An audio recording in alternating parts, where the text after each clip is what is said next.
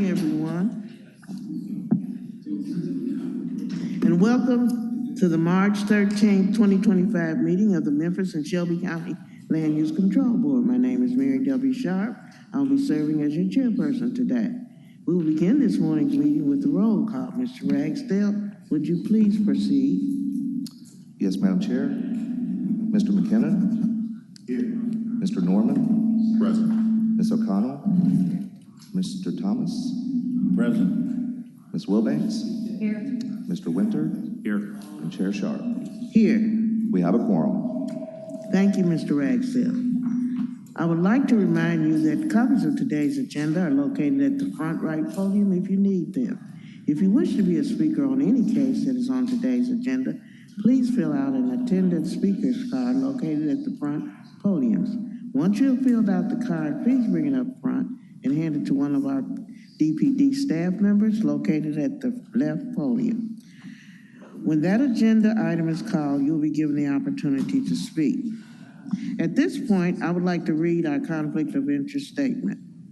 The adopted policy of the Land Use Control Board requires that any member of the board recuse himself or herself from any participation in the discussion or voting on any matter on the meeting's agenda in which he or she may have direct or indirect personal interest. The member shall vacate his or her seat during deliberation on any matter from which they have recused themselves. An abstention may substitute for a recusal for the purpose of maintaining a quorum. I would like to now get approval of our minutes from the last meeting, February the 13th meeting. May I have a motion, please? Motion to approve the minutes. Second. Okay, I have a motion. I have a second. Is there any discussion? Is there any discussion? Hearing none, I assume we're ready to vote. All in favor, say aye. Aye. Those opposed, nay. Motion carries. Thank you. Mr. Ragsdale, would you please give a secretary's report for this month and explanation of today's procedures? Thank you, Madam Chair. I do not have a secretary's report, so I'll go into the procedure for the meeting. At the beginning of today's meeting, we will establish a consent agenda for those items where no one in the audience or on the board is requesting an individual public hearing. After the consent agenda is established and approved, we will move on to the regular agenda. For each case on the regular agenda, the DPD planner will give a presentation. This will be followed by the applicant's presentation and any testimony from others who support the application. The applicant and supporters will be given a total of 10 minutes. Following each speaker, the chair will ask the board members if they have any questions for that speaker. Next, the opposition will be given a total of 10 minutes to present their case. Following each speaker, the chair will ask the board members if they have any questions for that speaker. Finally, the applicant will then have a 3-minute rebuttal period under the same rules. Following all the presentations and after all parties have been heard, the chair will ask if the board members have any additional questions of anyone who spoke. Then the chair will close the public hearing portion of the case, entertain a motion on the matter, discuss, and then vote on the application. If an applicant or any speaker would like to be heard after the conclusion of the public hearing portion of the case, or if a board member wishes to hear any additional testimony from any party for additional clarification, a motion will need to be made along with a second, and then a 2/3 affirmative vote of the board is required to reopen the public hearing portion of the agenda item. If the public hearing is reopened, both the applicant and the opposition will be allowed an equal amount of time to provide additional testimony. After the additional comments, the board will close the public hearing portion of the case and deliberate and take the final vote.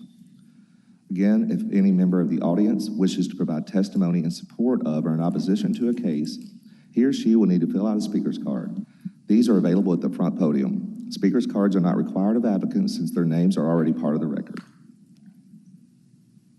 Thank you, Mr. Ragsdale. The board is a supporter of community involvement, and we certainly welcome neighborhood comments and feedback. We are respectful of the fact that many of you have taken off work, adjusted your schedules to be here today, but we ask that your comments please be made within the time frame allowed. If there are multiple speakers, please not to be repetitive, as to say it would lower the value of our neighborhoods and then 10 more people say the same thing. Make every remark count, so as to make the most of your side's 10-minute time allotment. Lastly, I'd like to ask you all to silence your cell phones so as not to interrupt or disturb anyone during today's proceedings. With our procedures now explained, I would like to introduce to my right Ms. Lisa Wilbanks, who will be this morning's consent agenda chairperson. Ms. Wilbanks will read items 1 through 17 as the consent agenda. Once the consent agenda is read, if you wish to discuss one of these items individually, please come forward and give us the item number, and we will pull that case. We will then vote on the remaining consent agenda items as one vote, and following the vote, we will hear the cases that were pulled individually. Ms. Wilbanks, would you please proceed? Yes, ma'am. Item number 1 has been withdrawn. Item number 2, case SAC 2024-009 in South Memphis. The request is a physical closure of approximately 712 feet of a paper alley located west and to the south of 1043 South 3rd Street. Staff recommendation is hold for 1 month. Item number 4, case Z 2024-012 in South Memphis. Request is a rezoning of approximately 1.95 acres from CMU1 to EMP located at 1051 South 3rd Street. Staff recommendation is hold for 1 month. Item number 5, case PD 2025-001CO in unincorporated Shelby County. The request is a new plan development to allow an office and storage facility for a medical company located at 0 Forest Hill Irene Road, south of Crestwind Hills Drive. Staff recommendation is hold for 1 month. Item number 6, case S 2024-042 in Raleigh.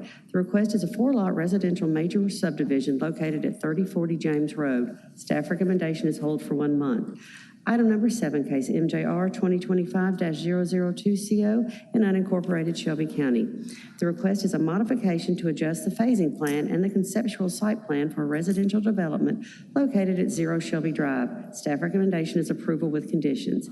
Item number 9, case MJR 2025-005 in Core City.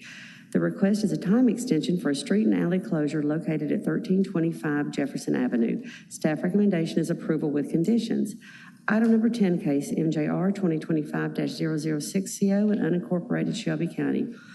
The request is a site plan approval for a multi-retail building located at 4340 South Forest Hill Irene Road. Staff recommendation is approval, and we do have a friendly amendment which Mr. Ragsdale will read into the minutes. Thank you, Ms. Wilbanks. The friendly amendment will read as follows. We will add a condition that states, no final plat shall be processed without the applicant first submitting a letter from the City of Memphis that is agreeable to allow the site to tie into City of Memphis sewer system. Thank you. Item number 11, case MJR 2025-008 in Core City. The request is a major modification to allow multifamily apartments in the commercial mixed-use 1 zoning located at 934 Poplar Avenue. Staff recommendation is approval with conditions. Item number 12, case S 2025-001 in the University area. The request is a 2-lot residential major re-subdivision located at 2560 Harvard Avenue. Staff recommendation is hold for 1 month. Item number 13, case S 2025-006 in Raleigh. The request is a 2-lot residential major re-subdivision located at 0 Fraser Raleigh Road at the southeast corner of Raynard Road and Fraser Raleigh Road. Staff recommendation is approval. Item number 15, case SUP 2025-002 in the University area. The request is a special use permit to allow a communications tower located at 611 East Cadraca Drive. Staff recommendation is approval with conditions. And item number 17, case Z 2025-002 in the Oak Haven Parkway Village area. The request is a rezoning of approximately 1.702 acres from Commercial Mixed Use 3 District to the Employment District located at 4890 East Shelby Drive. Staff recommendation is approval. And that is our consent agenda. Thank you very much, Ms. Wilbanks. We have pulled items number 2, 8, 14, and 16. The items on the consent agenda will now be voted on with 1 vote subject to the recommendation of DPD. If the consent agenda is approved, only items number 2, 8, 14, and 16 will have full independent public hearings. By voting on the consent agenda, each board member is affirming that he or she has read the staff report and agrees with its findings, and, where applicable, its recommended conditions. Can I get a motion, please? Yes, ma'am. Move to approve item number 3, case SAC 2024-009. Item number 4, case Z 2024-012. Item number 5, case PD 2025-001. Item number 6, case S 2024-042. Item number 7, case MJR 2025-002CO. Item number 9, case MJR 2025-005. Item number 10, case MJR 2025-006CO as amended. Item number 11, case MJR 2025-008. Item number 12, case S 2025-001. Item number 13, case S 2025-006. Item number 15, case SUP 2025-002. And item number 17, case Z 2025-002. Do I hear a second? Second. Okay, we have a motion, we have a second. Is there any discussion about any of these cases? Okay, hearing none, I assume we're ready to vote. All in favor say aye. Aye. Those opposed, nay. Motion carries. Thank you very much. And now we're going to go to the regular agenda, and today we have Mr. Ragsdale. Thank you, Madam Chair. The first item on the regular agenda is item number 2, MJR 2025-011, and this is a converted case from SUP 2024-041. And it is a special use permit to allow vehicle service in the Goldsmiths Regional Shopping Center located at 0 Elvis Presley. And we do not have opposition to this case today. Okay, the applicant is here? Yes. Yes, can you introduce yourself and give us your name and address, and then we'll hear the case since this is a rejection. Miloš Mikic, 275 Jefferson Avenue. Okay, thank you. Is there any opposition? Okay, we're ready to hear. This is Alexis Longstreet presenting on case MJR 2025-011, which was converted from SUP 2024-043. This is a correspondence case to a zoning case from 2001. This property is located at Elvis Presley. This is a special use permit to allow vehicle services within the Goldsmith Regional Shopping Center conceptual plan, which is also known as the Southland Mall. This property is located in the South neighborhood. About 41 public notices were sent out. There is a vicinity map here, and the subject property is highlighted in yellow. The zoning of this property is currently CMU2 with a land use designation of commercial uses surrounded by like land use designation as well as institutional and residential. Here is an aerial of the subject property as well. As you can see here, it's along Elvis Presley located here. This is the most recent public storage facility that is located near the Southland Mall Incorporated, I'll say. Here are some of the site photos from Elvis Presley looking northwest, Elvis Presley looking southeast. Here's the proposed site plan. I will zoom in after I give just the overlay.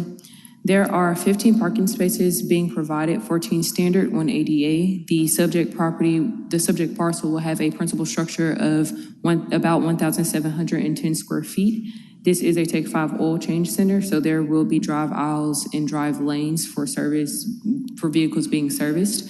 The lot meets all of the minimum required setbacks, front, side, and rear. The applicant is proposing to remove landscaping, but they will be replenishing that with type A and type B trees. There is a proposed 24-foot ingress and egress drive located north of the subject property here, and they are proposing to use the existing shared access drive off of Elvis Presley here. And I'll zoom in here so you all can see some of those points conceptually.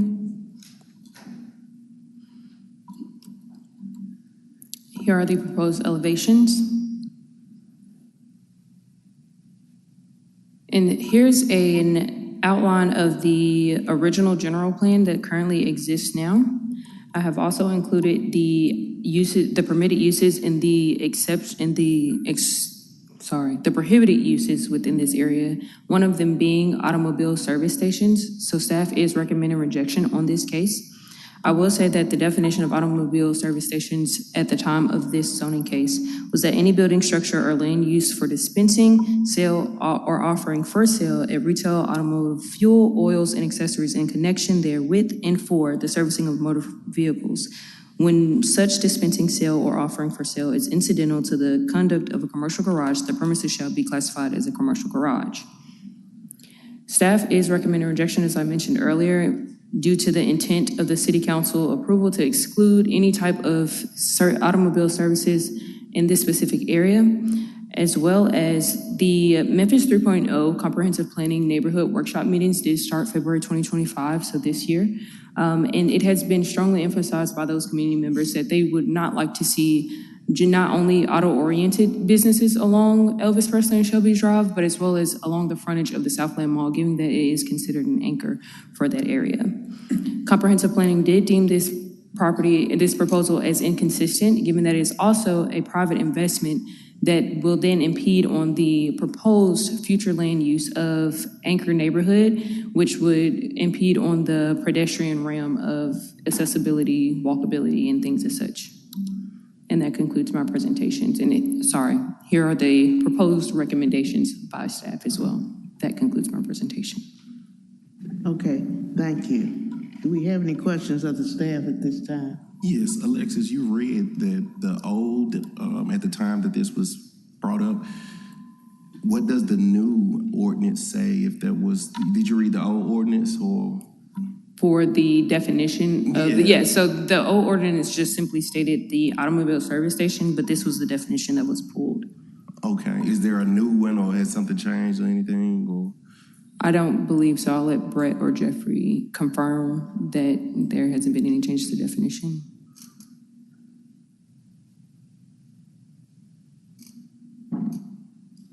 So really the only reason we have this definition is because this was the definition at the time that this PD was created.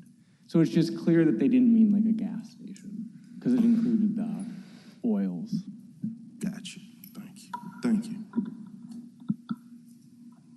Okay, thank you. Any more? Any other questions? Okay, hearing none, we're ready for you to make your presentation. Can you guys hear me okay? Pardon? Can you hear me okay? No. And yeah, if I could let you know, we were getting a lot of feedback, so anyone that is going to speak, yeah, we're going to be using that mic there, Milos. So, yeah. The other one was giving us all the feedback that we had up here, so we think we're trying to. Does this sound any better? Sound okay. Madam Chair, since we do not have any opposition, would it be possible to take the 2 minutes that we normally get and add it to the presentation? You said we do have two people of opposition? We do not. Okay. And you get 10 minutes and you're asking for their minutes as well? The 2 minutes for normally we get for rebuttal. Okay. Well, you're gonna get 3 minutes anyway for rebuttal. Well, since we don't have opposition, could we add it to the 10? Okay. Okay. Thank you. Can I begin? Go ahead. So it's always a pleasure to be here before you guys today, representing our client, which is Take 5. I'd like to address just something from the staff report that's pretty boilerplate when we get a rejection, and it's the granting of the special use permit, which we've changed, will cause substantial detriment to the public good, substantially impair the intent and purpose of an adopted plan or the Unified Development Code. It will be injurious to the neighborhood and the general welfare, and it will not be in harmony and purpose intent of the UDC. Obviously, this isn't the first time we've seen this language. Anytime staff recommends rejection, that's the boilerplate language. And I feel like over time, we've become desensitized to just how severe these words are. So if we break it down, we have detriment to the public good, impairment of the UDC, injury to the neighborhood, injury to the general welfare, and again, not in harmony with the UDC. So if we take 3 of those 5 points, it paints a pretty bleak picture that if this got approved, the neighborhood goes up in flames, gets reduced to ashes. And so that language kind of just jumped off the page, even though we've seen it before. And so I kind of wanted to get into that. And so we'll start with just how we came to represent Take 5. They were on the agenda for last month. They called us the day before. We agreed to have a 30-minute phone conversation with them to tell them that we weren't going to represent them and just kind of give them some free advice. But during that time, Des, who's here with us behind us today with Take 5, and another member of their team, TC, started speaking about their business. After we got through what was going on with DPD, and the culture of their company really stood out to me.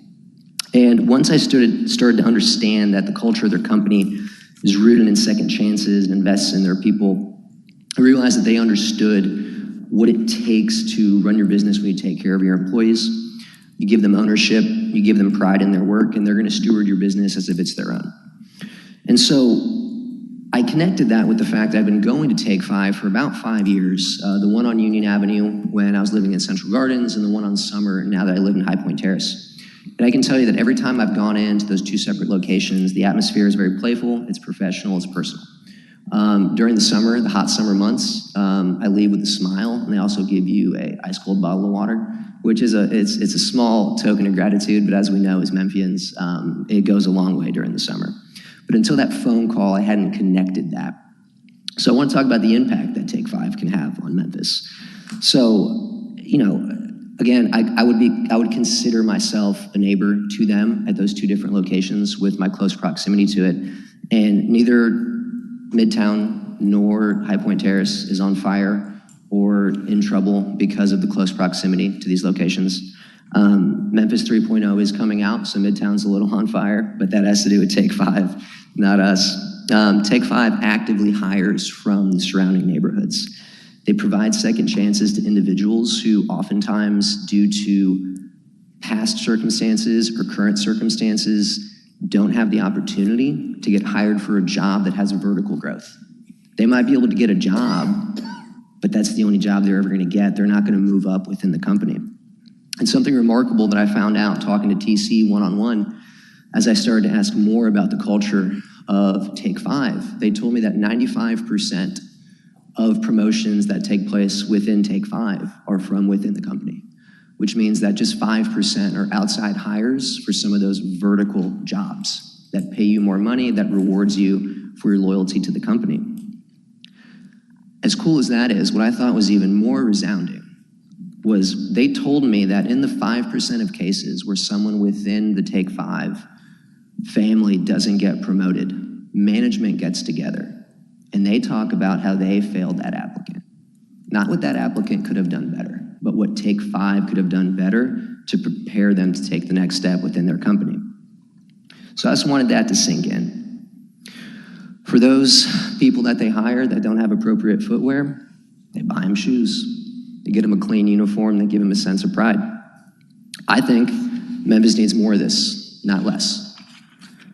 As Memphians, we often ask, how do we fix Memphis? Take 5 is addressing the workers. The problems in Memphis are kind of like the harvest. It's plentiful, but the workers are few. Take 5 is trying to address that. If we want to see some real changes in Memphis, obviously it doesn't happen overnight. It's very incremental. It's very intentional. I believe it's driven by the private sector, by businesses like Take 5 with a culture like that to build people up that are within these neighborhoods close to them. They're willing to take risks on people, offer second chances, extend a hand up. All they ask for during the interview process is just honesty. That's all they ask for. As someone who's been faithfully pursued, and honestly very undeservedly so, that resonated with me. And so as I read that and then understood the culture, it's hard for me to see the detriment to the public good. It's hard to me to see that it's injurious to the neighborhood, and it's especially hard to see that it's injurious to the general welfare of these neighborhoods. I'd like to talk now about Whitehaven and on Elvis Presley Boulevard, some of the recent development.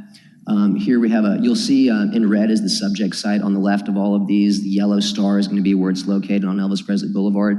2017, this is a newer strip mall. They've got a Wingstop and a Smoothie King and another strip mall in 23.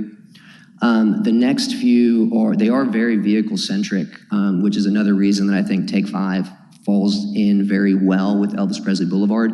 If you're not familiar with Take 5, you do not get out of your car. You pull in for your oil change, takes about 10 minutes, and you're on your way. So we have a Hook and Catch here in 24, a Crystal in 2019, a Wendy's in 21, a Burger King in 21, and then we also have a Cookout in 21. And so from there, I would like for my business associate, Josh Whitehead, to handle the rest. Thank you, Milos. Josh Whitehead, 275 Jefferson. Milos does the right-brained part of our presentation. I'm going to get brainy, left-brainy. Let's go to Mr. McKinnon's question that he just asked related to the use that has gotten us sideways with the Division of Planning and Development. Next slide. Because vehicle service under today's UDC, an oil change establishment is considered vehicle service. Vehicle service is permitted in the subject zoning district. Then Begs the question, why are we here? Next slide. We are here because this 2002 approval of the Southland Mall says automotive service stations are prohibited. You go to the UDC, service station is defined as a gas station. Okay, so that's pretty clear, we're not a gas station. But as Mr. Penzis mentioned, we have to go back to the previous zoning code that was in effect in 2002. So what did it say? It said an automotive service station is a building or land offering for sale at retail of automotive fuel oils. Automotive fuel oils and accessories. Next slide. The staff report at page 16 adds a comma. I don't know if this was intentional or not, but that comma implies that an automobile service station sells automotive fuel and oils.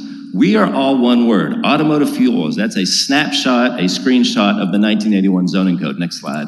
Fuel oil is defined as an oil that provides locomotion to a motor, not lubrication.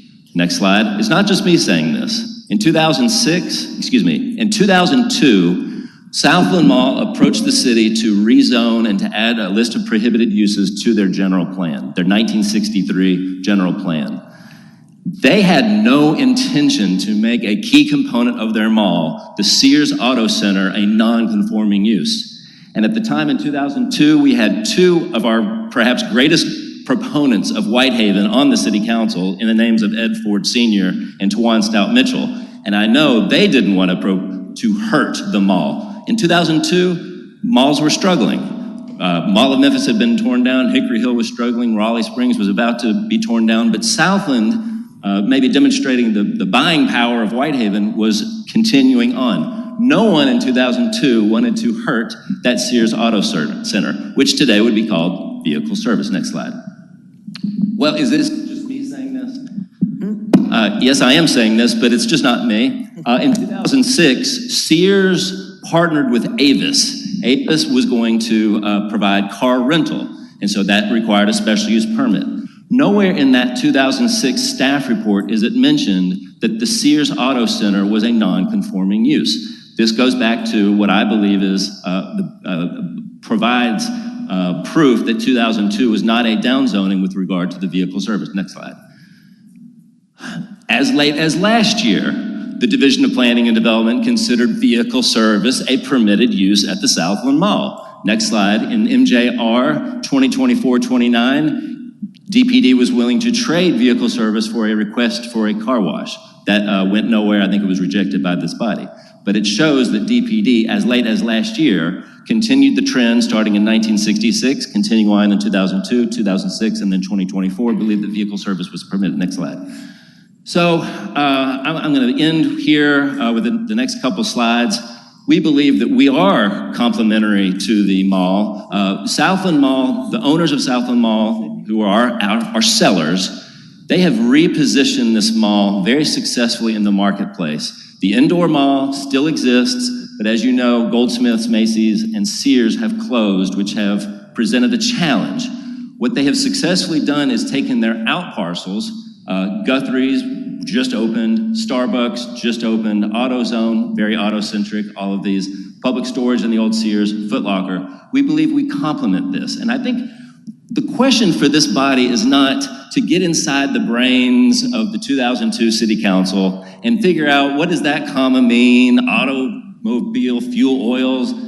No, I think the simple question for this body is the reintroduction of a use that was here for 52 years and was complementary to the neighborhood and complementary to the mall itself, would that introduction be injurious to the neighborhood and cause substantial detriment? We believe no. But if you do believe it would cause a substantial detriment, please vote no. If you don't agree with that and you believe we're complementary, then we do have one request, Madam Chair. I always have a request, for better or for worse. Next slide. We have a problem.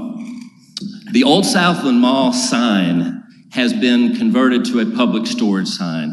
It sits on our property, and they have an easement, but that means that Guthrie's cannot erect its own sign. So next slide. We do respectfully request, and this is item number 6 in the handout that Ms. Longstreet just passed out, Item number 6, condition number 4, would amend it to allow us to have our own sign in addition to the public storage sign that is, again, on our property.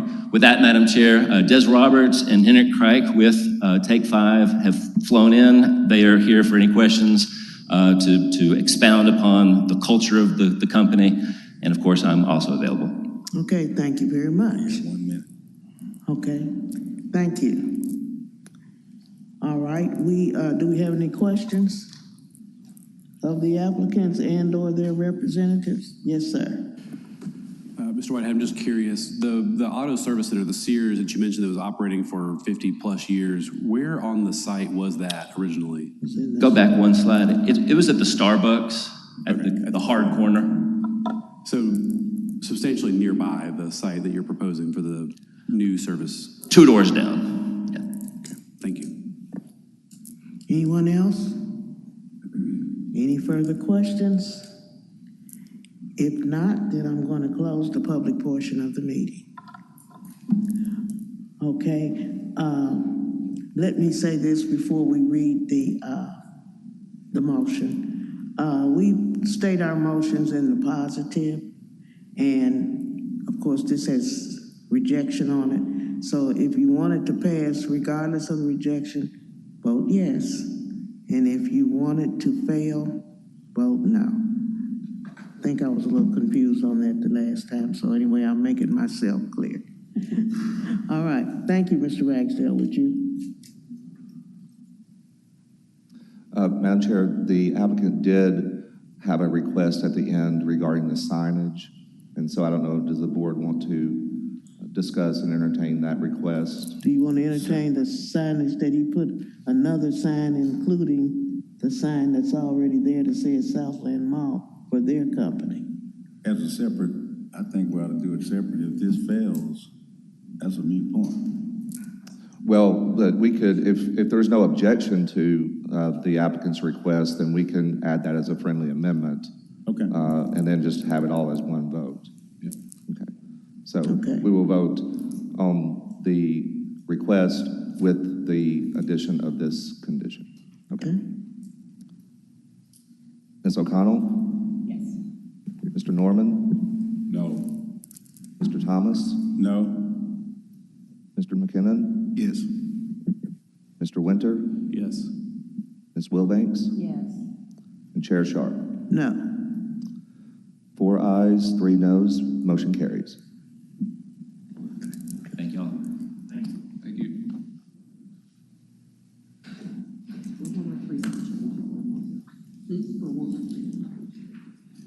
Did we have a second on that motion? I never heard a second. No discussion. And there was no discussion. Okay.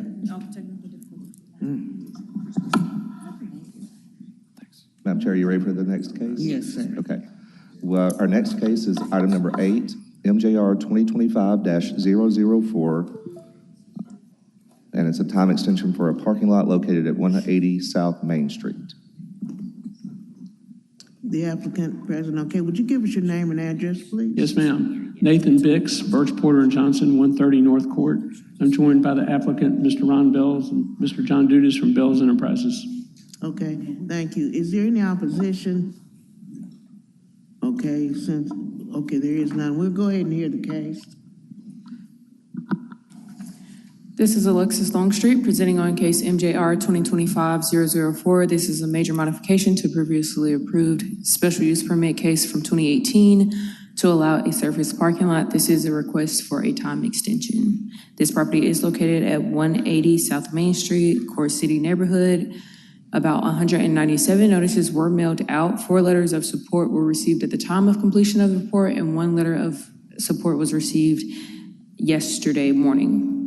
This is a zoning map. This property is located in the Central Business District. It is yet again located in the heart of downtown. It currently has a vacant land use designation and surrounded by institutional and commercial and some and some other mixed use land use designations. Here is an aerial view of the subject property. The subject property was improved since the previous 2018 approval. Here are some site photos of those improvements. And this is from the main intersection that majority of us will know, South Main Street and Peabody Place. And just like the previous presentation, I will give some key points and then I will zoom in so that you all can see. There are 3 existing curb cuts, 1 right out only onto South Main Street, 2 two-way curb cuts, 1 located north on Peabody Place. The other is located south of the subject property on Beale Street. There's a total of 83 parking spaces. There are also 2 designated landscaping areas about 114 feet along Beale Street and 150 feet along South Main Street. Staff analysis, staff is recommending rejection of this time extension. The previous special use permit application to allow the surface parking lot was conditionally approved to not exceed 15 years of approval for a maximum of 10 years to expire on August 28, 2028. I've put together a timeline here. In December of 2021, the applicant did request an application to remove the time limitation. It was withdrawn after conversation with staff. January of 2025, the applicant then reached out again and contacted the deputy administrator to apply for a 10-year time extension, which is the application that we have before us today. With this approval, if this case is approved for a surface parking lot, which is not permitted by right in the Central Business District, the expiration of the initial approval would be August 2028. The expiration, if approved today, of the secondary time extension request will be August 2038. With that approval, that would allow the applicant to come back for a maximum of 2 5-year time extensions, then extending this approval of the surface parking lot to then expire in August 2048. I have included an aerial view here. This is located in the prime corner of one of the busiest areas of downtown, which links the Main Street Mall, Beale Street FedEx Forum, Redbird Stadium, South Main, as well as Riverside, all within this same area. There are pre-existing premium parking structures, and as well as the multi-million-dollar mobility center investment that the city invested that has about 960 parking spaces that is located just directly adjacent of this property. So a few of those conclusions, as mentioned earlier, approval of the original was that this special use permit shall expire in 10 years, which would then have put it in August 2028, with the express right to seek 2 additional 5-year extensions, with extending that to August 2038. The Office of Sustainability and Resilience recommended rejection in their analysis as well of this proposal, and they also recommended a part of their rejection as well as their recommendation was that EV charging stations be added to the existing parking lot. I have included that in our staff recommendations overall and striking out the original approval of condition number 3 and to show that this shall expire in August 2038 and with still yet again their by right of 2 5-year time extensions. And that concludes my presentation. Thank you very much. Do we have any questions of the staff at this time? Hearing none, we're ready for your presentation. Good morning. Good morning. I'm Nathan Bix. I'd just like you to know that Mr. Bells is here today. He had emergency dental surgery yesterday afternoon, but this was important enough to him, given the conditions and the weather, to come down here to have the opportunity to address you. So I wanted to show you some pictures of the site because I don't think the staff report did a fair job of depicting the current conditions of the site.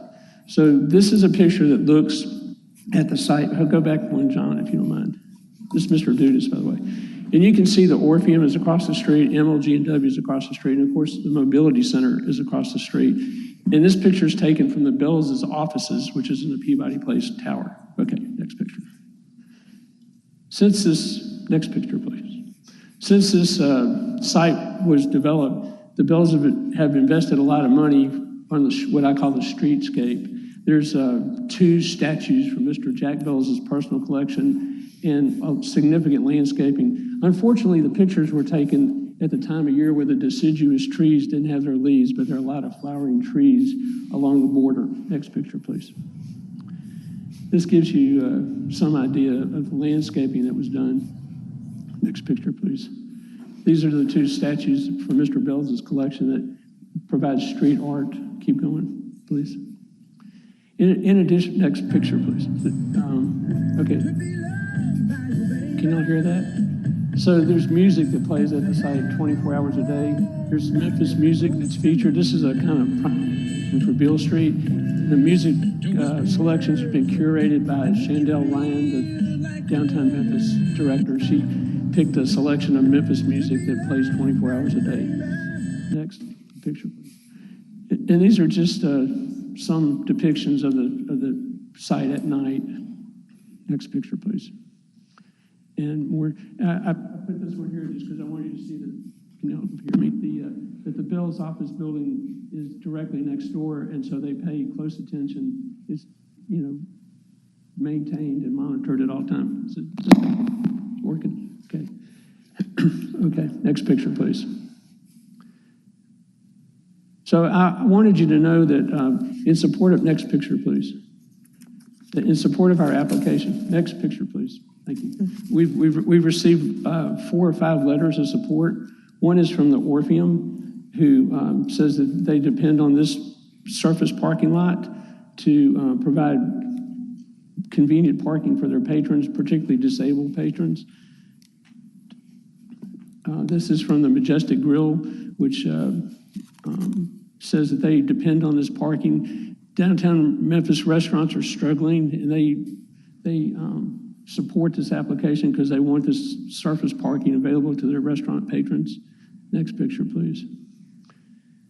And these are just 3 other businesses downtown: Dinstall's Candy, Lansky Brothers Clothing Store, and the Rock and Soul Museum, which is the support letter that was received yesterday at Miss Longstreet.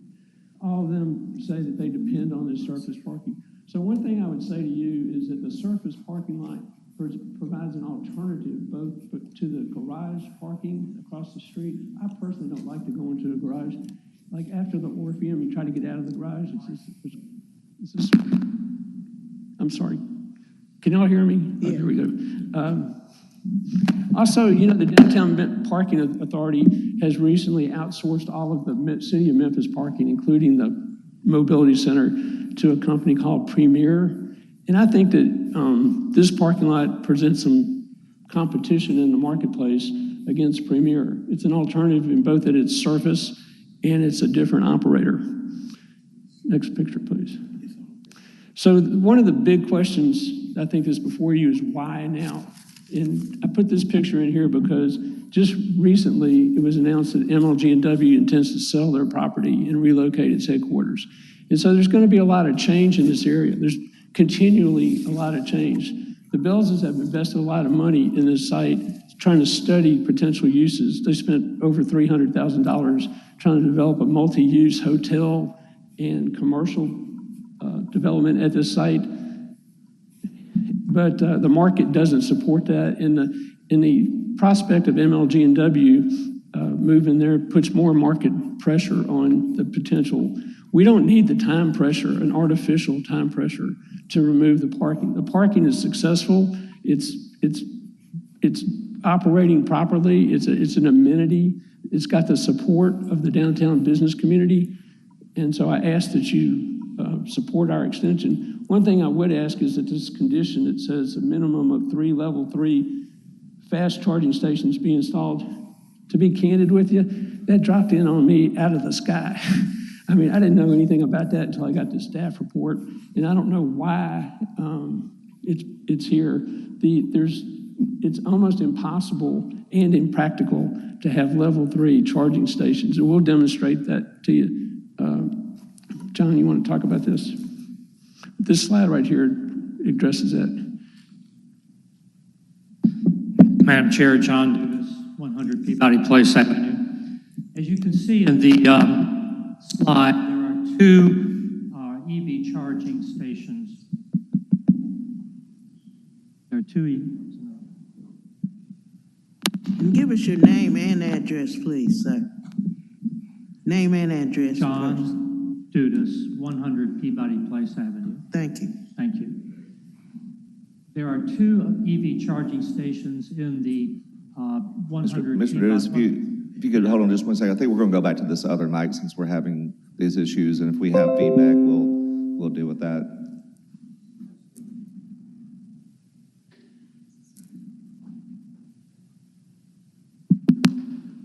Madam Chair, while we're waiting, I'm going to abstain. Either of them work? Ms. Sharp, how much time do we have left? How much is it? How much is it? Thank you. 35. You got 3 minutes and 35 seconds. Mr. Bells came all the way down here. I'd like to give him a chance Okay. to speak, for him to be heard. You want to talk about the EV stations? Oh, is that what I'm gonna do? Well, just whatever you want to do, but I can go right ahead. My name is Ron Bells, 100 Peabody Place. I think I'm right now going to address the EV station matter. We, as Nathan mentioned, have our office headquarters right across the street on Peabody Place at the corner of Main and Peabody Place. In our garage that's in the first 8 floors of that building, we have 2 level 2 EV stations. When the mobility center, when we consented to the building of the mobility center, otherwise it would never exist, they installed 4 level 2 EV stations in that 960 space garage. I will let you know that last year in our garage, which is a public garage as well, those units generated a net, call it a net profit if you want to call it, over the entire 12 months of 1 penny. There is no demand for these things after you pay the utility bills and all the other expenses associated with the capital associated with installing these things. There's no demand. There's certainly no demand to install a level 3. These are very transient spaces. The average stay is very short. So the cost to install a level 3 installation would require the redoing of all of the electrical service in that area, because it requires a 3-phase electric, and I won't get into all that, but it's very expensive. And you'd be basically starting from scratch with MLG&W. A level 2 would cost probably about $15,000 to get one installed. You really could never install more. You could install them, but they wouldn't function. Our service at that site doesn't support that much of a load. If 3 cars actually were to use them, it would fail. So it's impractical, it's not needed, and truthfully, that's about all I'd have to say to that. Okay, thank you. I'd like to make another couple comments if you allow me, Ms. Sharp, on a different topic. 1 minute. As Milos made a comment, I'm going to start out with the same thing. I'm personally insulted by the city via OPD, who has asserted that our request for a lengthy term of continued use of this property as a surface parking lot is harmful in any way, shape, or form to the surrounding property or any interest of the city. Their staff report misrepresents the parking lot's exquisite design and operation. They have no understanding of the realities of what influences people to decide to visit downtown or drives them away. They discard the fact that our family has a track record of development in downtown and virtually across this entire city that is demonstrably superior to all others. We've invested over $700 million of our own equity in downtown since the mid-'70s. That was because of our personal desire to build a livable and important downtown. We very recently spent and committed to more than $40 million more in this same zone. The market for office space in downtown is in shambles. The commercial market has been cratering. We have lost a huge portion of the restaurant business, and only the best have survived. The residential market has flattened at best and is currently trending downward. We know more about downtown hotel market than anyone. It is not anything that anyone can be happy about and far from the pre-COVID levels. Yet we are committed to maintaining the Peabody as the jewel that it has been above all else in our marketplace. It was just recently awarded the #1 hotel in Southern Living magazine a few days ago. Everyone else is bringing nothing to the market or demanding massive government subsidies. We placed our chips on the table. Our tenants believed in us.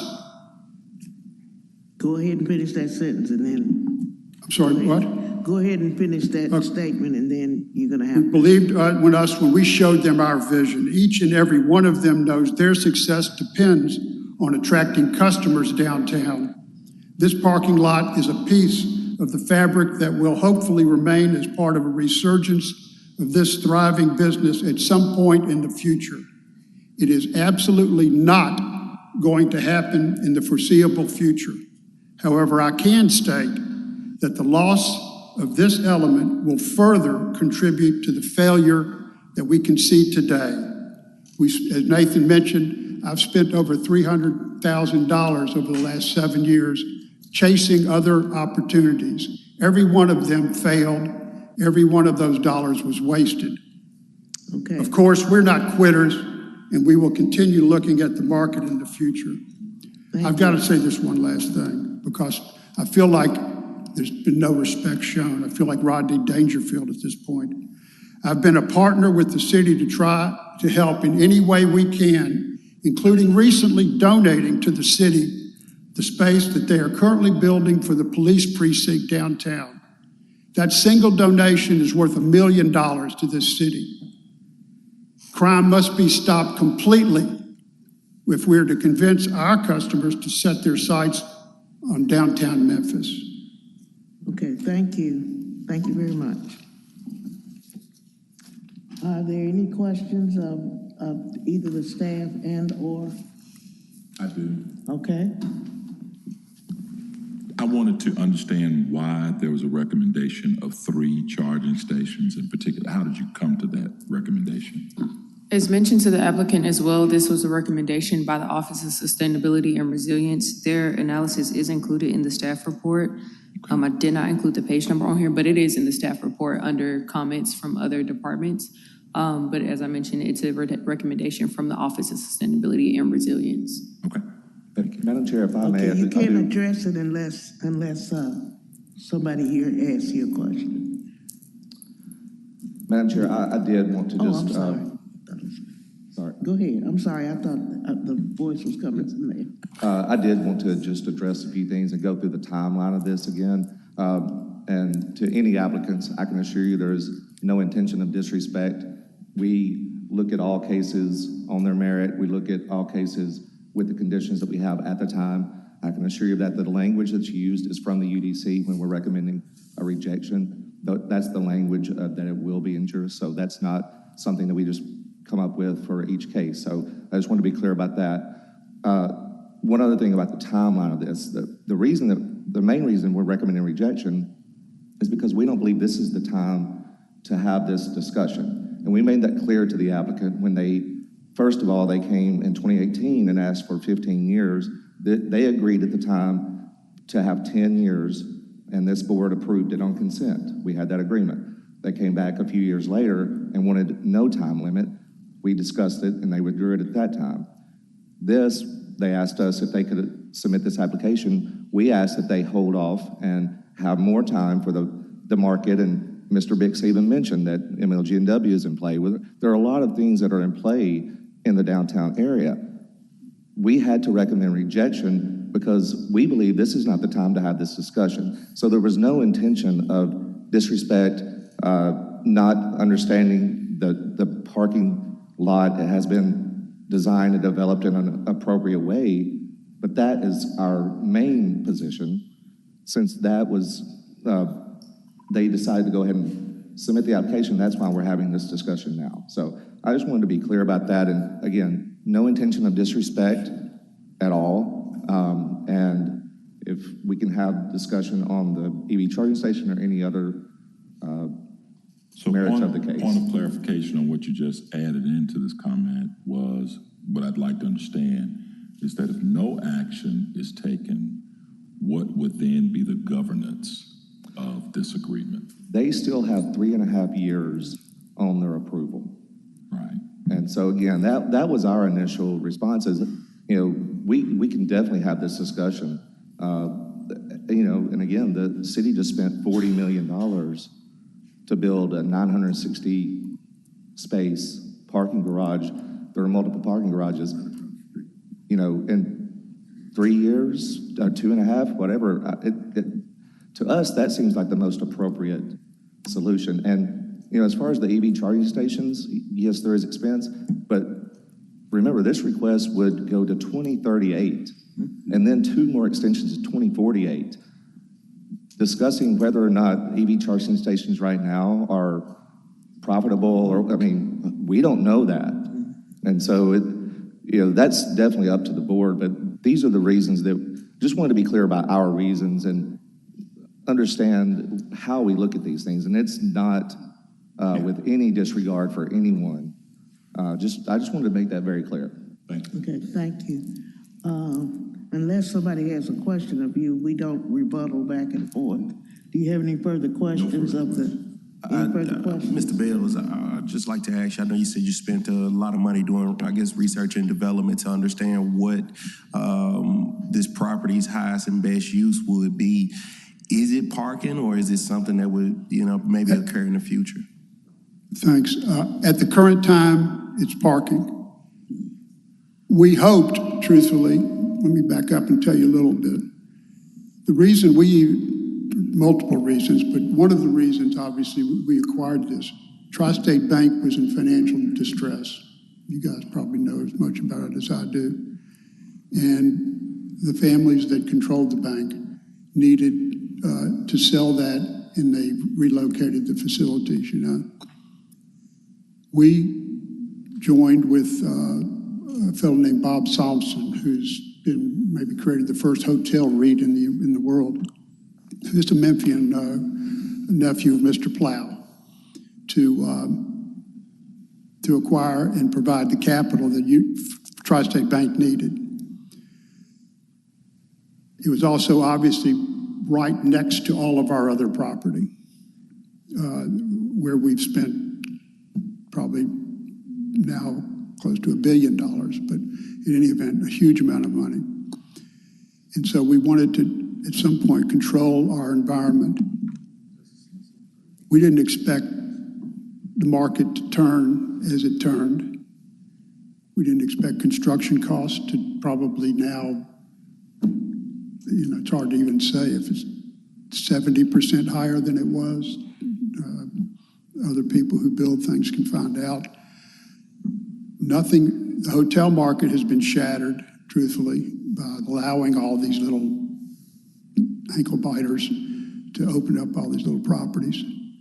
So it doesn't justify a hotel. And you can see the Carlyles have been asking for great subsidies to even do what they want to do. So right now, the answer is parking. It's generating probably $75,000 to $100,000 a year in taxes to the city and county. But that's not where we stop. I guess that's why Mike is not up here, but we spent a substantial amount of money chasing FedEx, Raymond James, condominium, residential, on top all of these things. And none of those have penciled out. We did ultimately convert some of our office space across the street in the Goldsmith block, as you know, recently has been converted to more residential because the commercial failed, the office failed. And so we've invested $22 million more there. So and I don't want to get in a debate with Brett, but the truth is that we don't believe this is hopefully God save us, not the last best opportunity for that property. But I don't, and I've said it honestly a minute ago, it is not in the foreseeable future. Anybody telling you otherwise is just going to want to pick your pocket. And that's the only way it's going to get built. So we're not quitters. We're not giving up on our hope, but certainty to I can tell you our other tenants in the commercial world right around that area, be it Denstals or the Rileys or now the Rock and Soul people and so forth, and Brett Batterson over there, feel that this is an asset to attracting customers to them. And that's what I'm all about. I want to try to save our tenants. And anything we can do to prop them up, everybody ought to be pulling on the same oar. So that's a long way of answering it, but yeah. Appreciate it. Okay, I hope your vision comes true, or whoever's, sooner than later, but I'm pretty good at that. Thank you very much. Any more questions? Yeah, Mr. Bells, let me ask you one thing. So you have 3 years, from my understanding this, there's 3 years left on this. Right. So would it be a detriment to your business if this did not happen today? I think so. I think so. I think certainty is important. It doesn't stop anything, that opportunities will come up, God willing, but certainty that this is not going to all expire in 2.5 years is really probably closer to what it is important. I think, like you mentioned, in 21 or something like that, we went through this same dialogue with them, and we waited another 4 years, and things are only worse today than they were then, economically. So, yeah, I think certainty in the marketplace, especially for us courting tenants, is everything that we need. But it sounds like to me that this could still be brought back. Oh, we can continue that. Well, anything can be reconsidered. I'm worried about today and in the foreseeable future. I can tell you that we have tenants who are every day struggling, and this is one of their issues. So I feel an obligation to fight for them and obviously for our financial survival. Because if you lose, I can tell you, if you lose any more food and beverage operators, you won't have them. They won't come back. They're too expensive to open up. These are our best restaurant opportunities that are there today. The Orpheum is a jewel, obviously. And I can tell you that at the beginning, a couple of years ago when Batterson came, he and we worked together to create a package so that he could give his special donors some extra parking privileges. So I think now is the right time. It would have been okay 4 years ago, but now is absolutely it. Thank you. Thank you. Any further questions of our board members, of either the staff and or the applicant? Okay, hearing none, I'm going to close the public portion of the meeting. Can we get a motion, please? Motion. Okay. Move to approve. He makes the Yeah, I apologize. So I am sitting in for the regular agenda chair today because our regular agenda chair and our vice chair, who would usually do it. So I'm just calling the cases, but I cannot make the motion. So maybe our consent agenda chair would fill in for that. I do apologize. Okay, thank you. Yes. So we're making the motion, clarify again on how the motion is being made. It's made in the positive, move to approve item number 8, etc. Go ahead. I don't have it in front of I me. move to approve item number 8. Okay. We have As a motion. as conditioned by staff. As conditioned by staff. Okay. And do we have a second? Out of curiosity, that includes the level 3. I have issues. So In discussion. You just second it first. Second it, and then we Okay, I'll discuss. second I'll second it. Okay. Okay, so, Now, we're in Okay. discussion. all right, let me get this. Okay, so we have a motion to approve as condition and a second. Yes. Now we have discussion. Now we're in discussion. okay. First of all, I think that this parking lot is absolutely necessary for the downtown.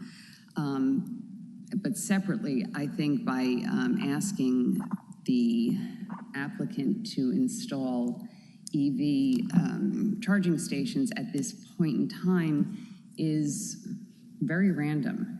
And, maybe, in 2036, we may need them. But to condition that today seems completely unnecessary. I agree the downtown is struggling. Businesses, restaurants, are not staying in business. The restaurant right behind them on the Hard Rock, which is a national chain with, all sorts of name recognition, couldn't stay in business. I mean, we really need to, protect the businesses that are there and that are fighting to stay. We need to protect the Orpheum as the, jewel that it is. And I don't think that it is the time to, one, say, we shouldn't have parking there because maybe a decade from now, things are going to look great and someone's going to want to develop something there. Nor do I think we should be like, okay, in the future, everyone's going to have electric cars. And I'm all for electric cars. But, I think to impose that at this point in time is just not the right thing to do. If things change and everyone has an electric car, then people who own parking lots are going to want to put electric charging stations in there because that's what their customers want. So right now, I think we should be doing everything in our power to make sure that our downtown, stays alive and vibrant. So that's my 2 cents. Any further discussion? Yes.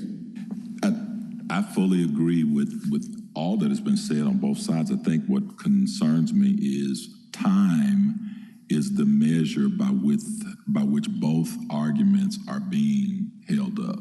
You're suggesting the maybes and the possibilities of when we get there, this could be the case. And it was suggested earlier that this was not the time to bring it forth. And if there's no impending danger to this project right now, today, that we could not revisit in a year or two, I don't see the sense of urgency unless there's something that I'm missing. And I understand solidifying the long term, Mr. Beltz, I do. And to the board member, I guess I should suggest this. I do understand that. I did bring up the question about the EV stations because I wanted to know where that came from, if there was something that required it or suggested it, and it is in the report, and I did get a chance to look at it. And that part doesn't concern me as much as the sense of urgency to move this at this moment while there are 3 years still available on this particular project, because nothing will happen to it in the negative before August of 2028. And I do believe that would give us enough time to come back and revisit it. Unless we understand something that's not being presented before us, there's no reason to move as urgently as we are at this moment. See, but that's where I disagree, because I think people who plan business don't plan for the next 6 or 12 months. Big projects and big investment, they plan way out. They plan years in advance.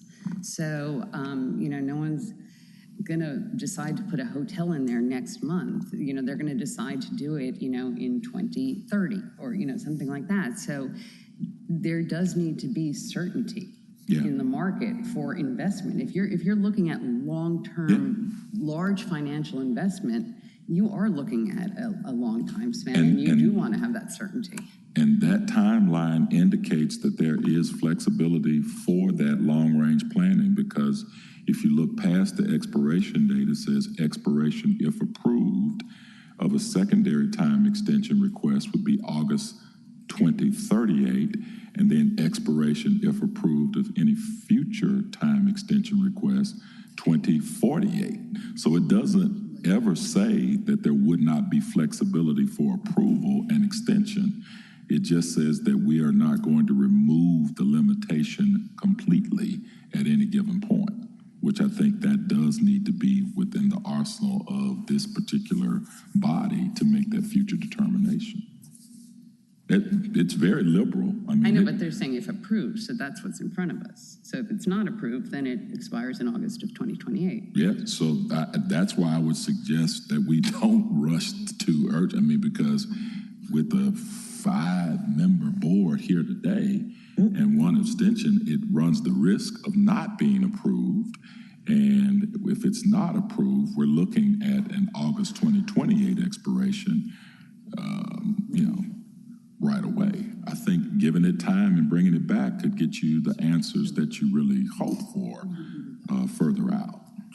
Well, I think they could still come back in front of us if it does fall short today, or, you know. But I did have a question with the allocated time, if it does reach out to 2038, is the applicant able to develop the property into whatever they would like to in between that time? Yes, if there is a permitted use that they want to do anytime, they don't have to stick with that, but this is just allowing that. And so, you know, again, it's this approval is until 2038. They still have right now until August of 2028 to, you know, come back in that time period and ask for an extension. Gotcha. Thank you. Okay, any further discussion? I want to ask a question too. The way it's stated, approval of number 8, if we approve it, then that condition of the additional stations will already be in it. Correct. If you approve it as it's motioned and seconded right now, if you want to discuss whether or not to remove that, you could do that. So, or if you want to vote on this as conditioned, then if it passes, this would be a condition. If it fails, then they can come back at another time and request an extension. I'm for it and remove the charging stations. So we have whatever we got to do that, I'm on board. We have a motion and a second. Is there any objection to removing the condition for? Would that make us have to amend it? This would just remove that. Okay. So is there any objection to that or discussion? Yes. What I want to do is, I agree with removing the requirement for the charging station, but leaving this time as it is for 2028. They still have time to come back. Nothing changes on that part, but so I'm hoping we just remove so they don't have to expend any money putting in charging stations right now. Well, if the case is rejected, then this condition would not be imposed. So why don't we have a motion and a second, so let's vote on whether or not to remove this, and then we can vote on whether or not to approve the time extension. Okay, we have a motion to remove, I'm sorry, to approve removal of the stations. Do we have a second? Yes. Okay. Any further discussion? I assume we're ready to vote individually? Yes, because there was an objection there's not an objection to removing the state, but let's just do a roll call vote on that. So we're only voting to remove the station? Right now. Right now. Correct. Okay. And so, Mr. Thomas? Yes. Mr. Norman? Yes. Mr. McKinnon? Yes. Ms. O'Connell? Yes. Ms. Wilbanks? Yes. And Chair Sharp? Yes. Okay. So the condition, number 4, is removed from consideration at this point. So now, is there any further discussion on the approval of the time extension? And if not, then we can move on to a vote for that. So the request, as we understand it, at this point, would be to either remove the time restriction completely, or now so it would be to allow it to stay in place until 2038. 2038. 2038, right? So Correct. you don't want that, right? Or it would expire in 2028. August 2028. Okay. If you vote no. Just vote no, and it'll stay to 28. Right. 2028, correct. Yeah. Vote no, it'll stay to 2028. All right. Okay. Okay. Any further discussion? Are we ready to vote? And remembering what we're voting for? Yes. Okay. Go ahead. Mr. Norman? No. Mr. McKinnon? Yes. Mr. Thomas? No. Ms. O'Connell? Yes. Ms. Wilbanks, Yes. and Chair Sharp. No. 3 yes, 3 no's, motion fails.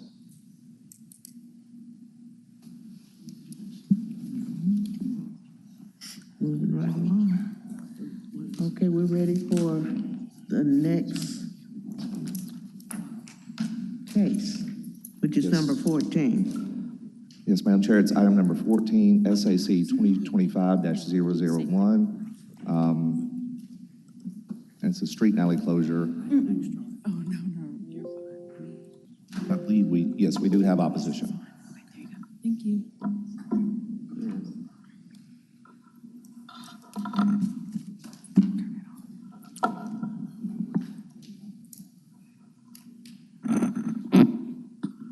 Good morning, Nicholas Wardrop, Planning and Development. I'm just going to say while I'm getting my presentation up, I've left some extra copies of the staff report and the plans on that white table up there, if anyone would like one.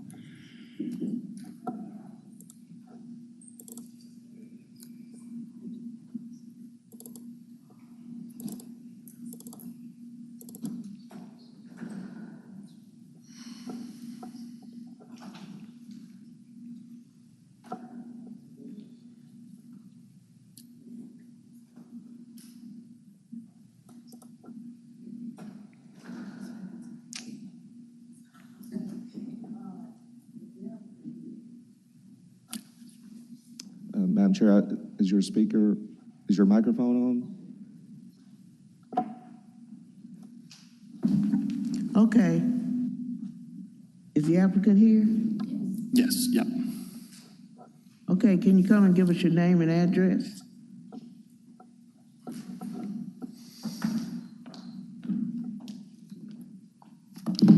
Angel Bailey, 220 South Main, Memphis Light Gas and Water. Okay, and the opposition, there is opposition. So we'll hear the case. Good morning again, Nicholas Wardrop, Planning and Development. This is a request by MLGW, the applicant, to close and vacate 3 distinct pieces of public right-of-way to facilitate their planned expansion of their North Service facility near 1130 Tupelo.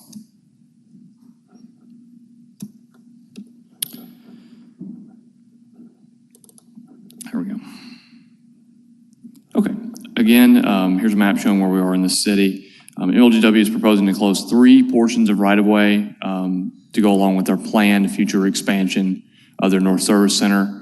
The 2 major things to know, 2 sort of keys of this one is, 1, MLGW has already acquired all the abutting properties and already demoed the former homes that were there.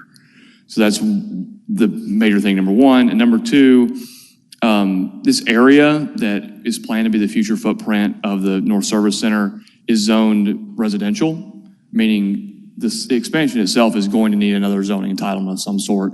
It's going to be almost certainly before this body again and ultimately before council again. So in our analysis, we didn't really consider the expansion itself, thinking any concern of that can be addressed at that time. It's going to need another approval. So these little color-coded lines here show the portions of right-of-way they're talking about closing. So this major north-south street is North Hollywood. So we're talking about Shasta here to the north, Hoke and North Bingham, and again, another section of North Bingham here in the south. Here's the land use in the vicinity. See industrial uses, MLGW, and then predominantly single and some multifamily uses. Again, here are the 3 closures.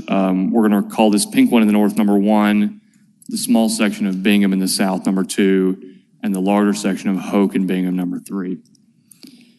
So here is a visual of number 1. So essentially, what they would be doing here is removing the northernmost block of the street grid.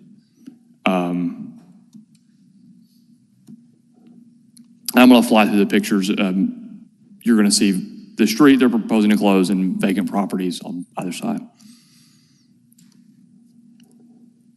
Here's a view of numbers 2 and 3 further to the south. This section of North Bingham that they're proposing to close is a dead end. It abuts a city drain. An important note here is that Dunkley here would remain a public street.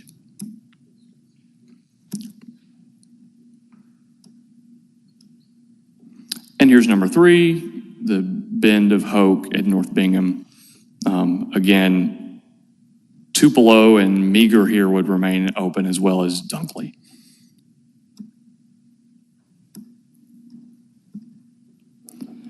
Okay, so in our analysis, I've already hit the highlights here, but the major thing is they're going to need some entitlement for the expansion itself. So if there's concerns about that, the design of it, we can address those at that time. Additionally, again, MLGW has already acquired all the abutting properties and demoed the residential structures that were there. And so when we're looking at this, we look at street closures, we say, okay, are there properties that are going to be more difficult to access as a result of approving this? And ultimately, the answer we came to for the remaining residential properties is no. These streets aren't, the only areas that these streets are required to access are planned to be part of the future North Service Center footprint. So we are recommending approval with essentially boilerplate conditions that I'm happy to explain more. And with that, I'll conclude my presentation. Any questions right now of staff? Okay, hearing none, we're ready for your presentation.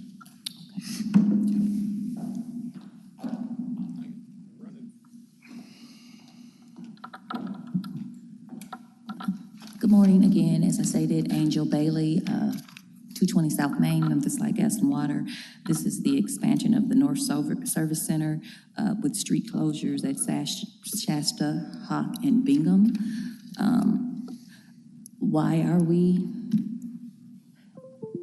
I have a few slides that go along with the presentation.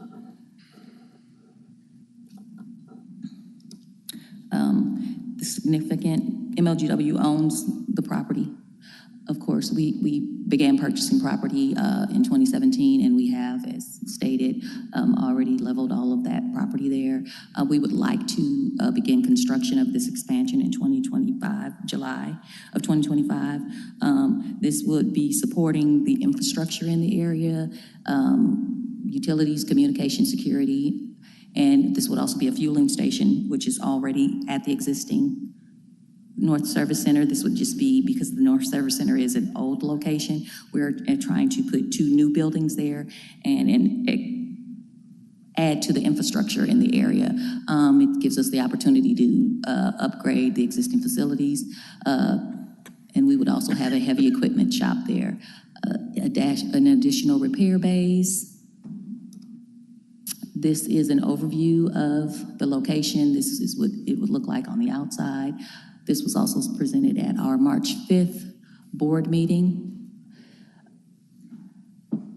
These are the properties. As you can see, Shasta is already within, as well as the Hawk and Bingham, which runs to a dead end. So the streets that we are requesting to have closed would essentially be dead ends.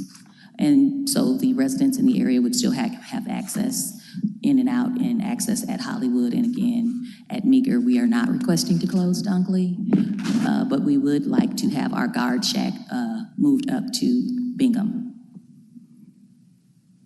which is being closed, which is, I think, slide number right there. Because currently that is where Bingham, where it says Dunkley Avenue, that is the location of the guard shack. We would like to have it moved up to the end of the street, but at this time, the plans, as far as the additional, the approval with conditions, we did receive that staff report, and we are, of course, we would abide by all of the conditions. We have been in contact with city engineering based on this approval. The civil site plans and traffic plans would be submitted to the city engineering for approval based on the conditions provided in the report. As well as any dedicated easements. We are fully aware that we would need to do all of that. And that's all I have. Do you have any more questions for me? All right, any questions of the applicant? Yes, ma'am. Yes, sir. One quick question. Nicholas, do you mind going back to the slide, that slide right there? I just want to clarify, are the properties within the yellow boundary all owned by MLGW? Yes. Okay, including the ones that are between Hawk and Dunkley and Bingham? Now, there is the home at the corner of Dunkley. There are two homes, one on either side of Dunkley, that MLGW doesn't own. It was a little edgy getting around those. But there is the Civil Rights Home, the I Am a Man, which is gated off separately. And then there is another home directly across the street from it. That's why we did not request the closure of Dunkley. Of Dunkley, okay. Thank you for the clarification. And there were no objections or anything by the community members, those homes that sit there? I believe there's someone here that has. I believe there's someone here to speak, yeah.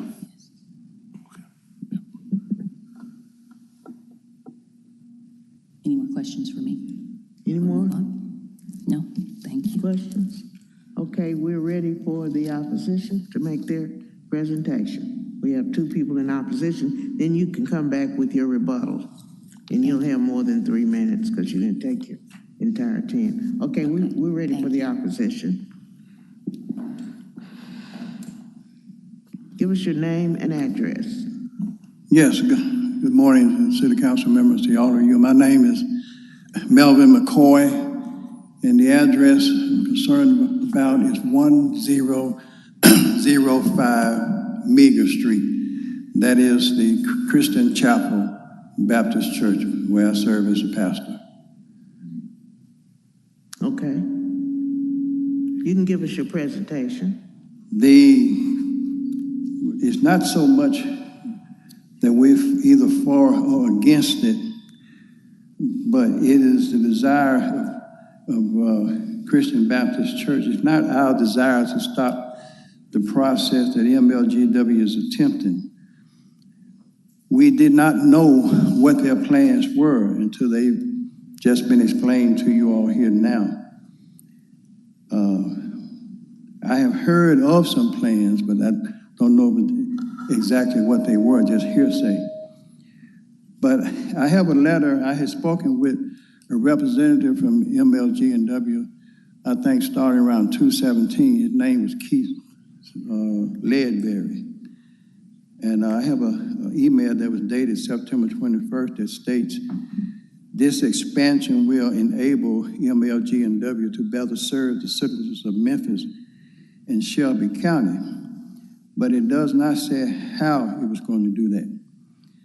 MLG&W, through Mr. Ledberry, as required, had made an offer. They had spoken with the pastor emeritus, Melvin D. Wade, who passed away. But Pastor Wade was telling them that they weren't really offering enough money. The church is not attempting to halt or delay what MLGW is planning to do. We just believe that we just simply do the correct compensation. The church is going to endure a great loss and put into a financial strain. The church has a lot of history. We have painted the interior of the church, put down carpet. The old sanctuary, which at one time was a daycare center, but that was dissolved and we converted it into a fellowship hall where we have dinners for our members on special occasions. The building adjacent to the old sanctuary was converted into a after-school care where students, when they got out of school, could come and study their homework while waiting for parents to come pick them up. And we had on-site computers that would assist them in that. And then after the daycare was shut down, the old sanctuary, we painted it and we did some work on it. And we named it in memory of our former pastor. We called it the Melvin D. Wade Fellowship Hall. The property, the homes that are no longer there, those people were members of the church, but they've gone on. And the church has a rich history. We have a basketball court. where the kids would play basketball. We would use the property. We would have those big balloons and water slides where the kids could come and play. At one time, we had voter registration where people would come, but all the people that lived in the neighborhood is now gone. But it's a lot of history in that church. And along with that, Randy Wade here, he's not going to speak, but he's the brother of Pastor Melvin Wade. And he used to work for the Sheriff's Department, the Commandant of Senator Steve Cohen, and he's a member and a trustee of our church. But MLGNW has put money into the home that Mr. Warren had. They spoke about that, how they preserved it, because that was a history-making home. My daddy was a sanitation worker. He took part in the 1968 strike. And I was amazed when I found out that this home where the sanitation workers met came up with the idea that I am a man. And that kind of touched me because I knew what it meant for my father when he was a sanitation worker. And also, it was Pastor Wade's dream on the vacant lot to build a nursing or a facility where the elderly members could reside, but that didn't take place. But in closing, MLGNW is asking and demanding that we just give up our property. All we're asking for, and I have an email that I spoke with Mr. Salisbury, Ledbury rather, is dated August the 12th, 2019. And I told Mr. Ledbury, I said, Mr. Ledbury, MLGNW came knocking on our door, asking us for our property. All we're asking is that you give us enough money to relocate. What they're offering is not enough for us to move, buy property, or whatever, because it's just going to cost a whole lot of money. And the church doesn't want to go in debt if we can help it. And the question is, why should we go in debt? Why should Christian Chapel Baptist Church go in debt for MLGNW? When they sell everything downtown, that's money that they're going to get. We're not saying that we are against what they're trying to do. All we're asking is just for a fair shake.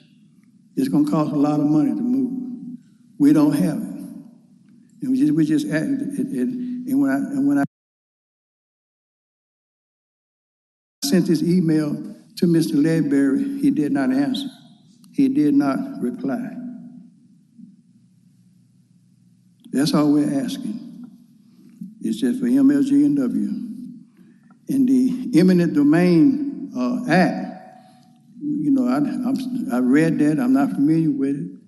But there was a case, Julia Lemon versus Phoebus Putney Memorial Hospital. In 2005, the state of Georgia, on behalf of Putney Memorial Hospital, tried to seize a certain property in order to build a daycare center for the employees at the hospital. The property owner, in which there was a house being rented by an elderly woman. The hospital offered fair market value at that time was $50,000. The elderly person had lived there for 26 years. But in short, the court issued a ruling in 2006 in which it awarded the property owner $200,000 as well as awarding the elderly person $51,000 to relocate. That's all we're asking. We're an old church, we're a small church, but we're on a foundation. We own it, we don't have any bills, and primarily that's all we're asking. Is just give us not just a fair market price, but if you give us a fair market price, if they give us a fair market price, then give us something to relocate. Thank you. Okay, thank you. Do we have Randy Wade? He said he wasn't going to speak. Okay. All right. Give us your name, Mr. Wade, and your address. How many minutes you got? Man, that was hard to do.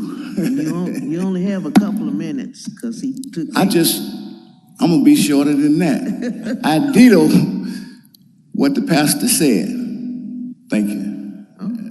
Okay. Any questions of the opposition? Yes, I wanted to ask Pastor, do you guys own any, is the property that you're referencing, it's there, okay, do you own any property within the yellow lines? Yes, all of this, that vacant lot to your left, if you're looking at yes, all that's the church. Okay, but it's not within the yellow perimeter that we're looking at, is that correct? Well, as far as I know, I've got some cards that the reason I'm here is that I've got cards saying that they want to, I guess the way I interpret it, they want us to move out, they want to buy the property. Okay. But the property that we own is that vacant lot to the left, and then you've got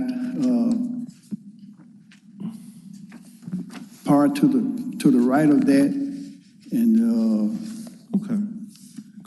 I got you. I see. Yeah, and I was looking. I see. Thank you so much. I appreciate it. Yes. Pastor, what is it that you are suggesting to us that this yellow line, how would it impact your congregation? How would it impact the flow of your worship services? Well, if they leave us alone and let us maintain where we are, then will the congregation be able to reach the church from Hollywood? I got a funny feeling that from Tupelo, from Dexter, I'm assuming that from Dexter up into Hawks, H-O-U-C-K, there's a pretty good chance that will be blocked off. That's what from listening, that's what I assume. Because adjacent the sewer, whatever it is, sewer or whatever that is, I'm under the impression that MLG&W is not interested in that, and that those houses will remain, but you can gain access to those houses from Hollywood. But if we remain, then the only way that you can get to our church would be Meager is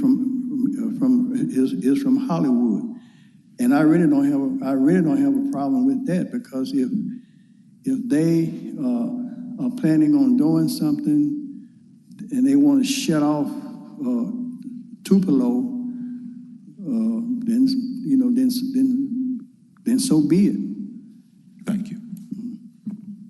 Any more questions of either of the opposition? Comment from me, it looks like a kind of a misunderstanding. Because I think you still have access to your land. I don't think they're asking you to move.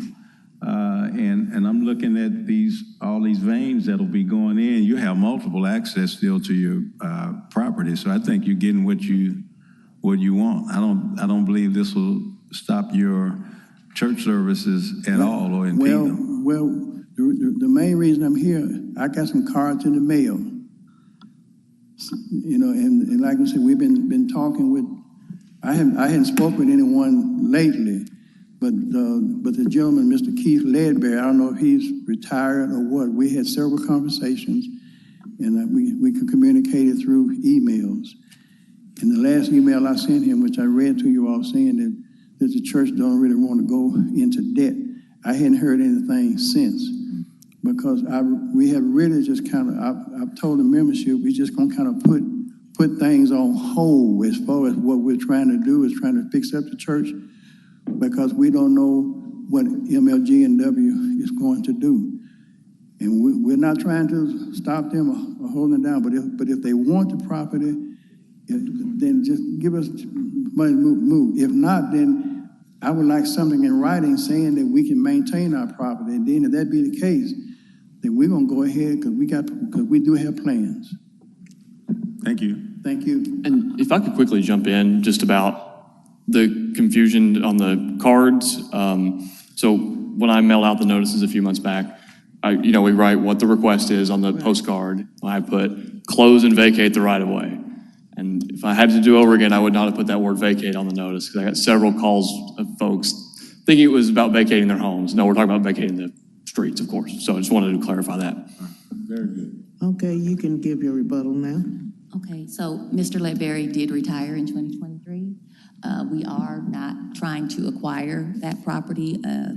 As stated, there is access along Tupelo, which has always remained open with our previous service center. I will give you my card because I am actually in Mr. Ledbury's position now. So, but again, that is the church there on the south side of Meager, outside of the yellow lines. So everybody's so, Mayor, so for point of clarity, there's been no offer made to purchase the church? I believe at one time, back in 2017. Okay.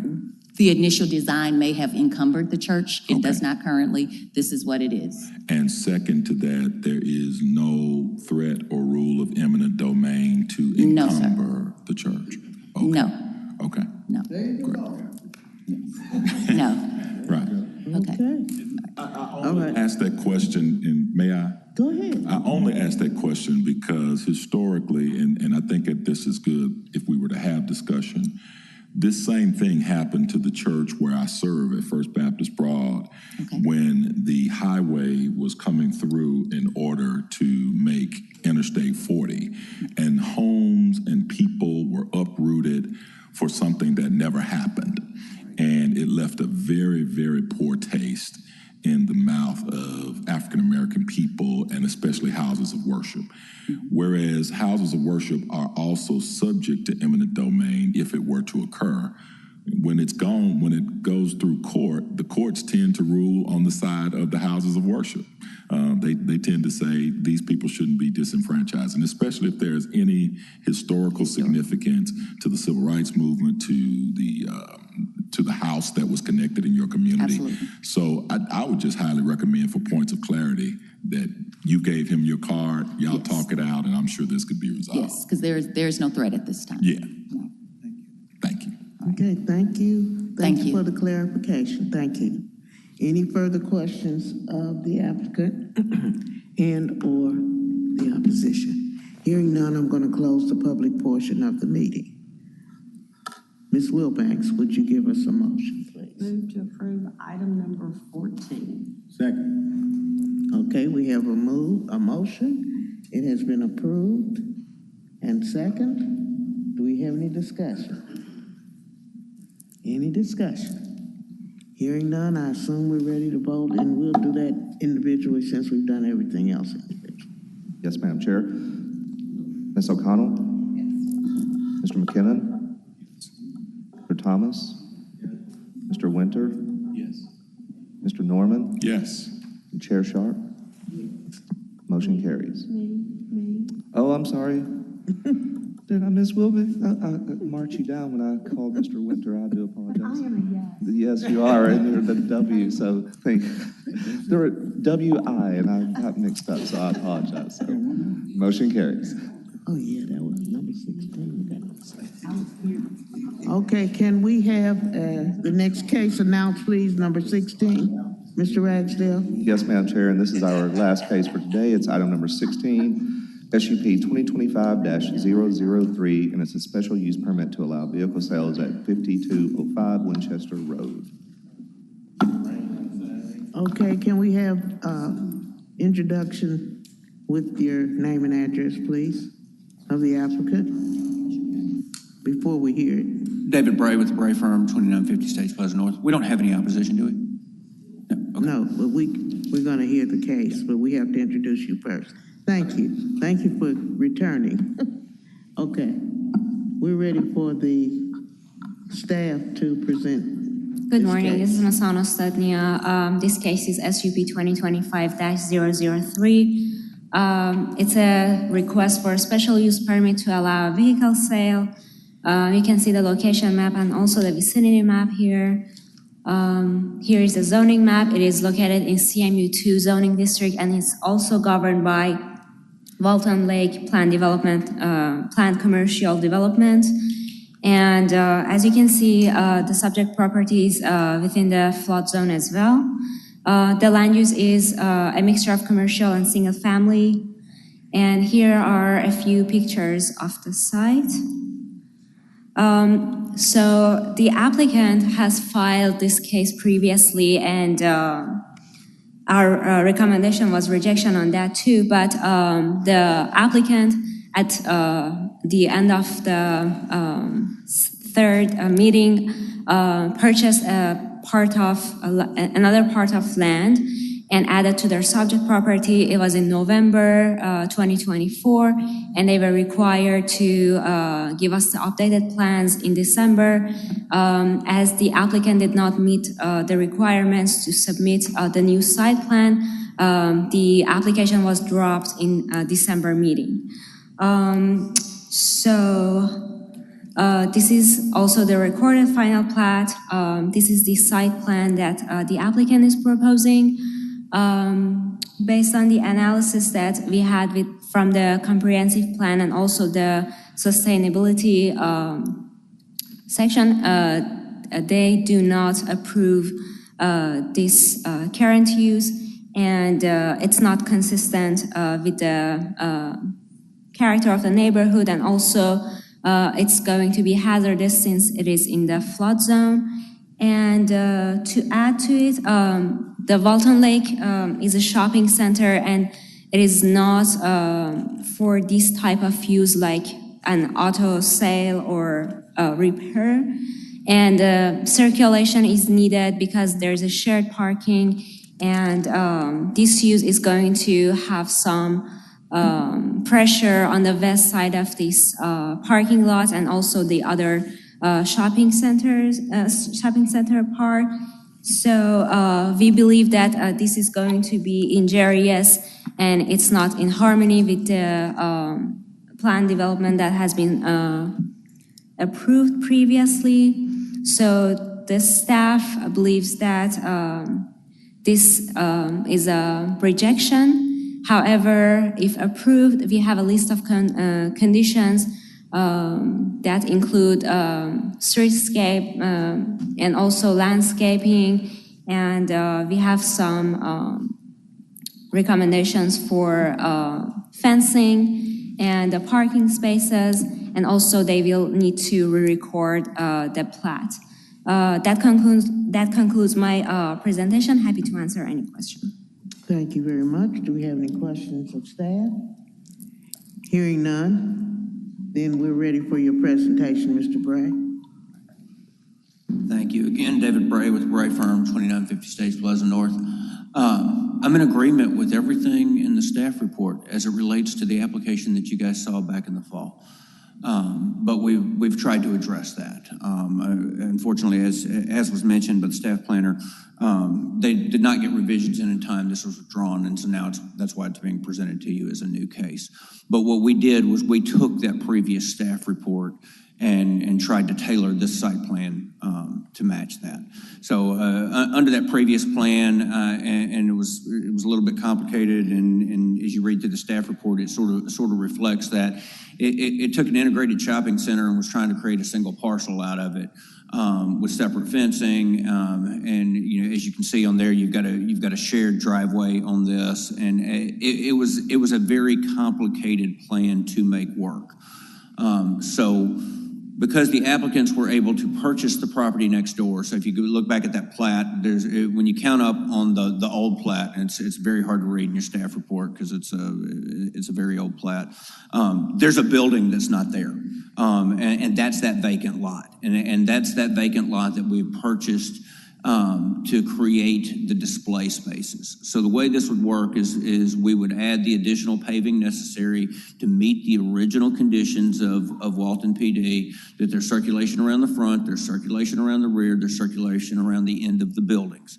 So everybody could operate with all of the existing buildings the way they are now. What would be added is those 15 spaces to the east going towards John Creek, where on the plat, there's a building, but this would not be a building, it would just be parking. Those would be the display spaces.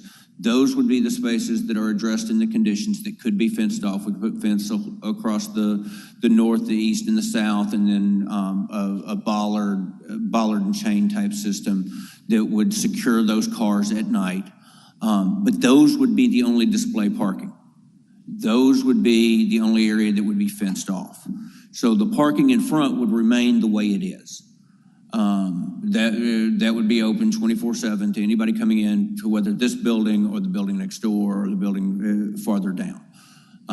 I've got the applicant here with me today to sort of explain what she's doing. This is unique. She's a small businesswoman. The building is going to serve as both the auto sales office and her insurance company. She's currently a broker for an auto dealer. Doesn't have her own auto dealer. This is trying to branch out into that. She's trying to improve the area.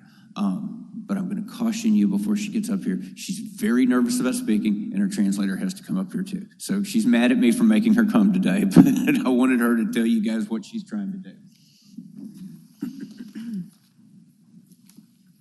Mi nombre es Yoseli Vázquez. La dirección es 5205 Winchester Road. Okay. My name is Yoseli Vasquez, and the address is 5205 Winchester Road. Thank you. Okay, go ahead. You gonna make a presentation? Tengo 3 años vendiendo vehículos en un dealer que se llama Car Express, cerca de esta locación. Se me presentó la oportunidad de comprar esta propiedad y estoy solicitando un permiso para independizarme y montar el dealer en esta dirección. Okay. I've been a broker in an auto sale called Car Express for 3 years.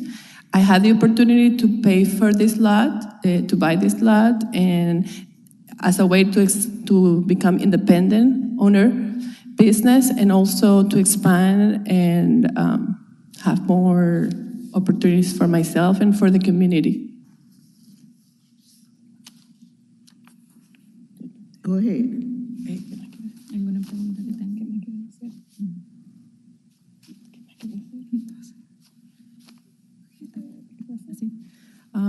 Any question? Any questions? Okay. I do want to add something to address the concern in the staff report. I think it's on page 1 of the staff report. Worried that approving this would then allow other uses, similar uses within the same area, and it specifically refers to the west end of this shopping center. As I pointed out before, this is a little bit of a unique situation because the original intent of this envisioned 5 buildings. So there was an extra space in there.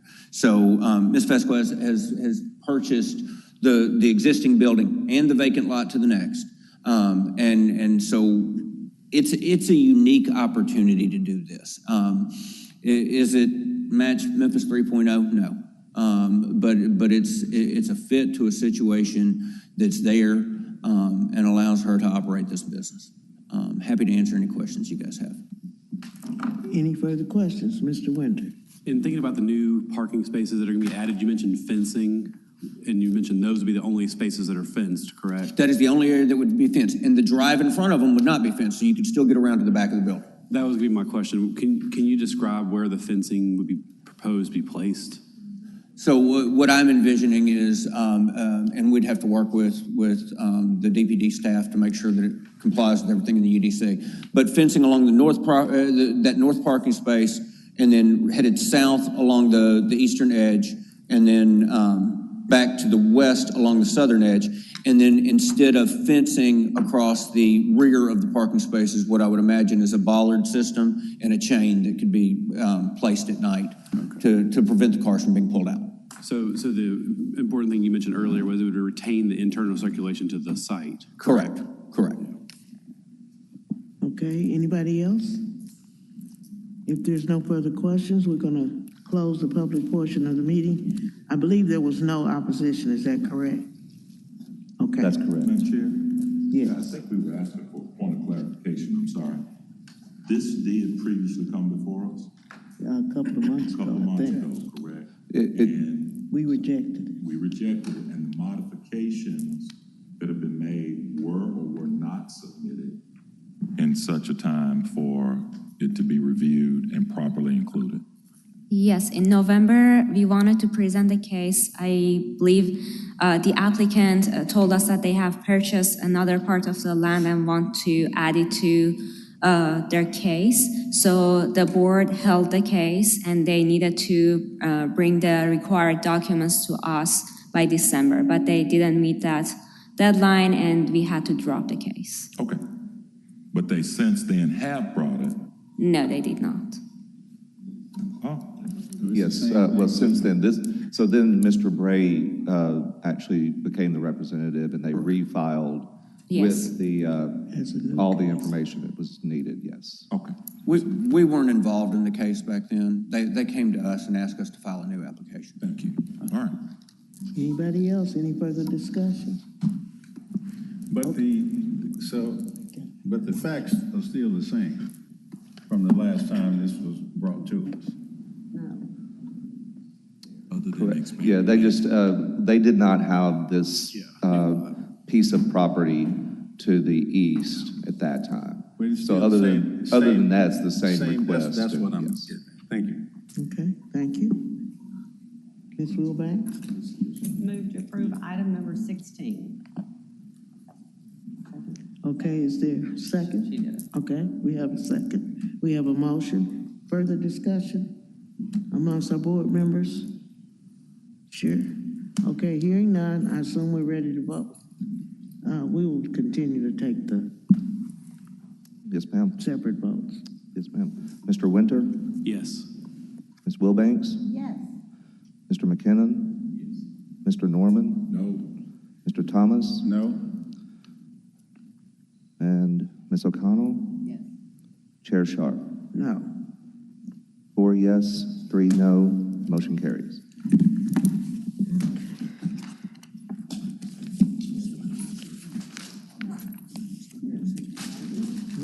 That is our last case.